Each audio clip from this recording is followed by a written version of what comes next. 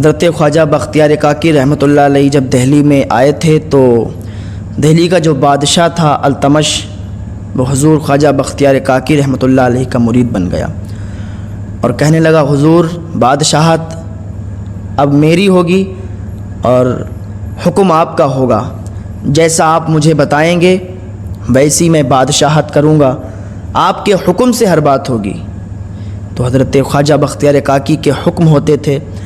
हुजूर ख्वाजा बख्तियार काकी बादशाह अल्तमश को बताते थे, उसी तरीक़े से बादशाह अल्तमश अपनी हुकूमत चलाता था, बादशाहत चलाता था।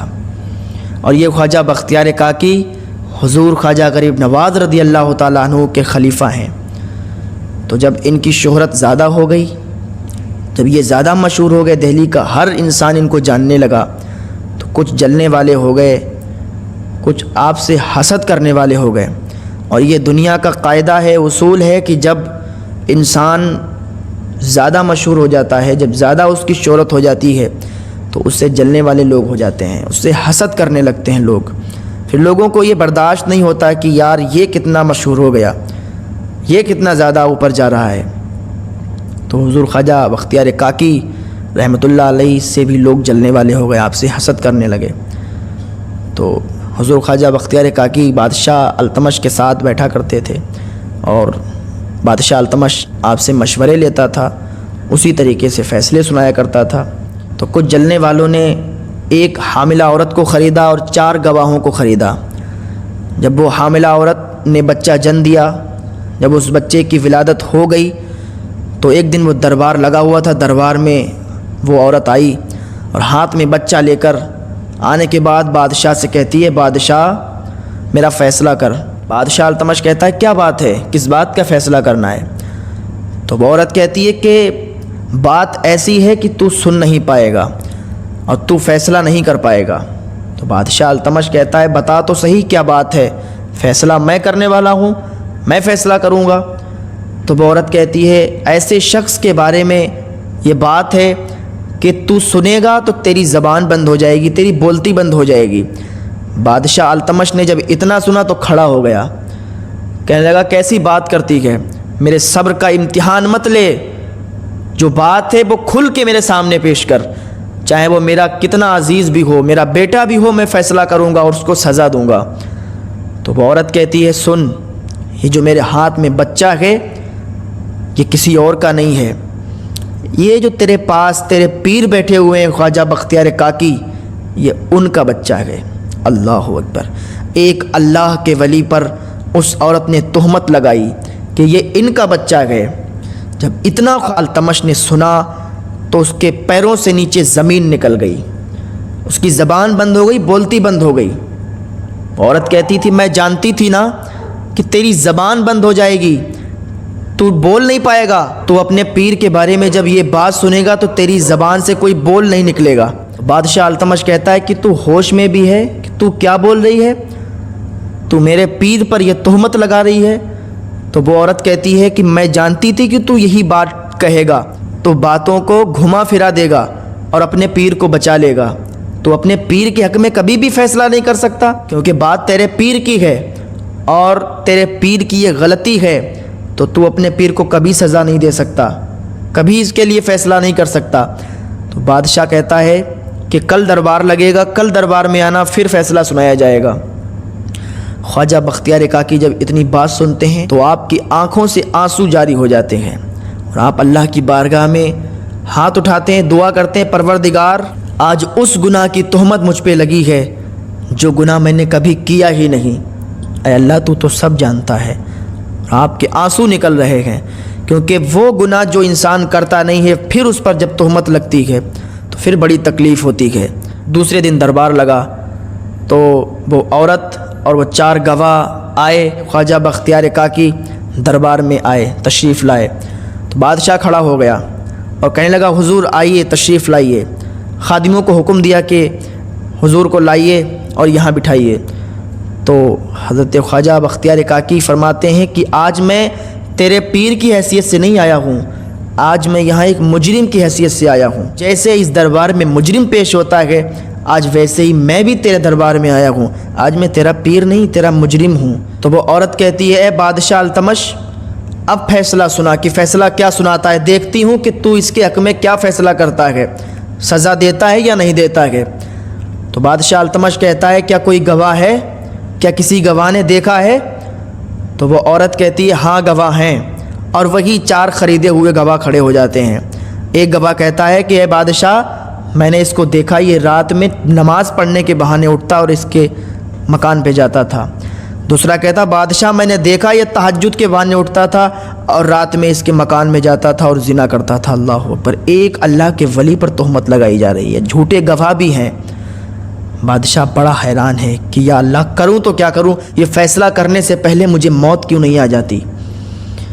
حضور بختیار کاکی فرماتے ہیں کہ بادشاہ مجھے 3-4 دن کا ٹائم دے دے، 4 دن کے بعد فیصلہ سنا دینا۔ تو بادشاہ التمش کہتا ہے ٹھیک ہے حضور، جیسی آپ کی مرضی، جیسا آپ چاہیں ویسا ہوگا۔ بادشاہ التمش 3-4 دن کا ٹائم دے دیتا ہے۔ تو ادھر حضور خواجہ بختیار کاکی دربار سے باہر آتے ہیں۔ آپ کے خادم آپ سے کہتے ہیں حضور سواری پر بیٹھ جائیں، سواری پر بیٹھ کے چلیں۔ تو آپ فرماتے ہیں نہیں، سواری پر آج نہیں بیٹھوں گا، کیونکہ ابھی تک اس کا پیر بن کر میں سواری پر آتا رہا، لیکن آج میں پیدل جانا چاہتا ہوں اور دیکھنا چاہتا ہوں کہ یہ دہلی والے میرے بارے میں کیا سوچتے ہیں۔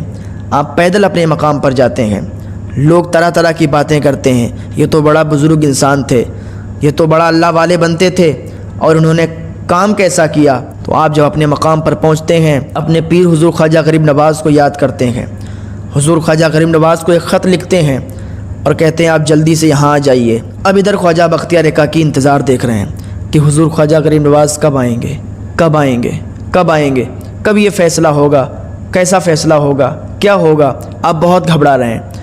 آپ مغرب کی نماز پڑھتے ہیں، تیسرے دن آپ مغرب کی نماز پڑھ کے جب فارغ ہوتے ہیں، سلام پھیرتے ہیں، جب دیکھتے ہیں پیچھے تو حضور خواجہ غریب نواز کی ابھی 2 رکعتیں ہوئی تھیں۔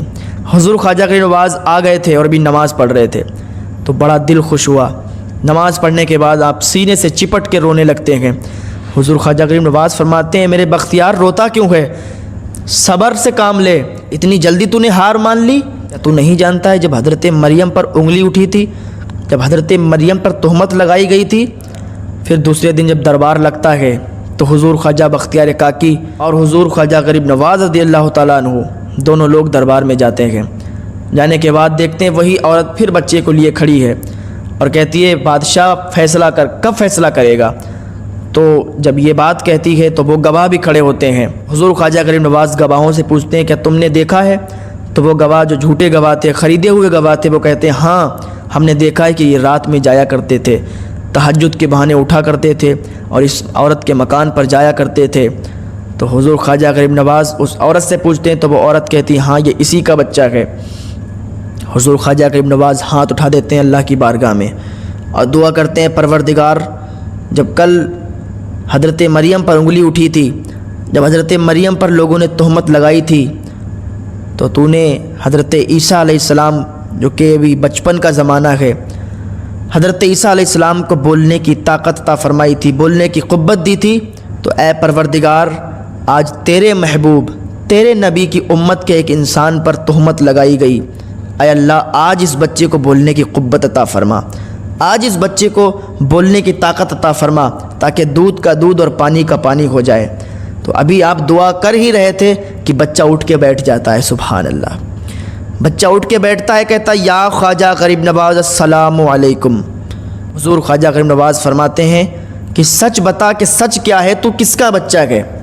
تو وہ بچہ بولتا ہے، اللہ تعالیٰ نے اس کو زبان دی اور دربار میں سارے لوگ دیکھ رہے ہیں، اور وہ بچہ بولتا ہے کہ یہ جو 4 گواہ ہیں انہی گواہوں میں سے ایک یہ میرا باپ ہے۔ ان گواہوں میں سے ایک کو اپنا باپ بتاتا ہے اور پھر وہ بچہ لیٹ جاتا ہے اور پھر وہ ویسے ہی ہو جاتا ہے جیسے پہلے تھا۔ تو حضور خواجہ غریب نواز نے جب یہ سنا تو بختیار کاکی کا ہاتھ پکڑا، کہا چل اب تو دہلی نہیں رہے گا۔ پھر بادشاہ التمش نے اس انسان کو سزا سنائی اور دیکھا کہ حضور خواجہ غریب نواز حضور بختیار کاکی کا ہاتھ پکڑ کر ان کو دہلی سے لے جا رہے ہیں، تو دوڑتا ہوا آیا اور قدموں پہ گر گیا، اور جتنے بھی لوگ تھے جو حضور خواجہ بختیار کاکی کے چاہنے والے تھے قدموں پہ گر گئے، کہنے لگے حضور ہمیں نہیں معلوم تھا، ہم اس بات سے آگاہ نہیں تھے، ہم لوگوں سے بہت بڑی بھول ہوئی ہے، غلطی ہوئی ہے، ایک بار معاف کر دیجئے۔ اگر خواجہ بختیار کاکی یہاں سے چلے گئے تو لوگ پھر پہلے جیسے ہو جائیں گے۔ جب سے حضور بختیار کاکی یہاں پر آئے ہیں بہت دین کی خدمت کی ہے، بہت دین کا کام کیا ہے۔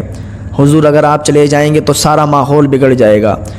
حضور خواجہ غریب نواز فرماتے ہیں تم نے میرے بختیار کو بہت ستایا ہے، تم نے میرے بختیار کو بہت پریشان کیا ہے، اب یہ دہلی میں نہیں رہے گا، اب یہ میرے ساتھ جائے گا۔ کہا حضور ایک بار انہیں چھوڑ دیجئے، یہ جب ہمارے درمیان رہتے ہیں تو یہ ہم کو بتاتے ہیں کہ کیا اچھا ہے کیا برا ہے، کیا کرنا چاہیے کیا نہیں کرنا چاہیے۔ جب یہ چلے جائیں گے تو بتانے والا کون ہوگا؟ حضور ایک بار معاف کر دیجئے، ایک بار چھوڑ جائیے۔ پھر حضور خواجہ غریب نواز فرماتے ہیں ٹھیک ہے۔ پھر حضور خواجہ غریب نواز حضور بختیار کاکی کو وہاں پر چھوڑ جاتے ہیں، پھر آپ بہت اچھے سے وہاں پر رہتے ہیں۔ تو جب ایک اللہ کے ولی پر لوگ تہمت لگا سکتے ہیں تو پھر عام انسان کی وسعت کیا ہے؟ لوگ ایک دوسرے پر تہمت لگا دیتے ہیں۔ تو ہم لوگوں کو اللہ تعالیٰ عقل سلیم عطا فرمائے اور نیک عمل کرنے کی توفیق عطا فرمائے۔